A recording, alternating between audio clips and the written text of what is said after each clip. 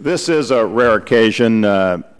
We are marking up in subcommittee 2 bills. That's at one time. That's rare enough, but we're just discussing here. This is the first time since the beginning of the 110th Congress that we've had a subcommittee markup at all in this committee. So this is a little bit of a new adventure. As the chairman said, we're addressing 2 bills, both of which relate to the regulation of our nation's 401k system. The first bill is one which we have all become very familiar. It's legislation sponsored by Chairman Miller to implement a new disclosure scheme for 401k plans, while at the same time, I would argue, dictating the content of those plans. The bill we consider today is very similar to legislation voted upon in the full committee last year. I could not support that bill then, and I cannot support it in its current form today. To be frank, I'm disappointed that the bill before us does not address some of the concerns raised last year by members on both sides of the aisle. As members may recall, I offered an amendment in last year's full committee markup to address the issue of plan sponsor liability by providing some legal protections to plan sponsors who, quote, follow the rules in this new disclosure scheme. I withdrew my amendment last year on the understanding that our staffs would try to collaborate on a mutually agreeable compromise, and I understand that our staffs have met but have not made progress on this very important point. I hope to see genuine progress made before we bring this bill to the full committee. Unfortunately, the liability issue is not the only shortcoming facing us today.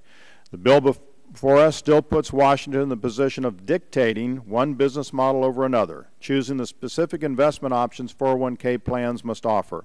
We had lengthy discussions last year over the bill's preference for the provision of unbundled plan services over all-in pricing arrangements favored by many plan sponsors. At that time, members, again on both sides of the aisle, expressed concern with the bill's requirements, but little has changed on this point. Finally, the bill before us this morning still requires plan sponsors to offer a very specific investment option. In this iteration, a, quote, passively managed investment, unquote, that tracks the equity or bond market. Put another way, we're requiring, now as a matter of federal law, that every 401k plan offer this option, which ignores the fact that close to 75% of plans already offer such an index fund, ostensibly in the name of disclosure. To me, that just seems like more of Congress and Washington dictating down to the micro level how employers must structure their 401k plans, irrespective of their needs or of those of their employees. For these reasons, I cannot support Chairman Miller's bill at this time. The second bill before us is not one we've seen before. Indeed, despite this subcommittee's fairly active hearing schedule, this bill has not been subject to any hearing in this subcommittee or at the full committee level. That's a shame.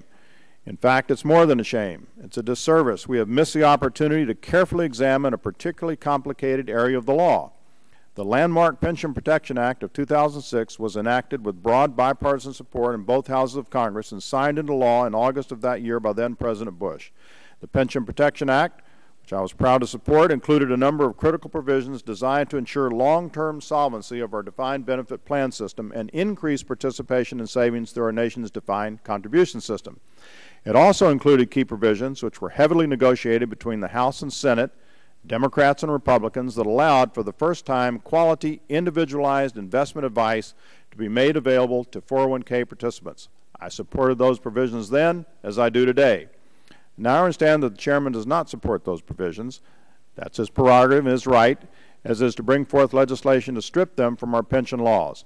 I'm troubled, however, that the bill before us may do far more than that. It would be a fairly simple matter to simply strike the investment advice provisions of the law added by the Pension Protection Act, an effort I would not support. But instead, we have before us almost 30 pages of legislative text, much of which is brand new and very little, if any, of which has been subject to serious legislative scrutiny.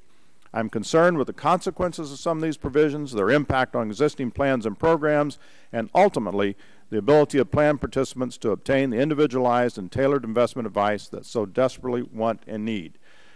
For instance, and I understand that the chairman will offer an amendment in the nature of a substitute this morning that will touch on some of these issues, I'm concerned that the bill may have the unintended effect of disrupting investment advice arrangements that have been operating lawfully for almost a decade.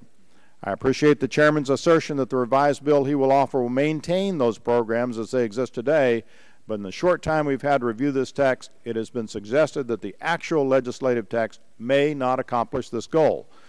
I'm equally concerned that in trying to hyper-regulate exactly who may give advice to whom and under precisely which circumstances, we may end up with less investment advice at higher cost to participants, certainly not anyone's idea of a good outcome.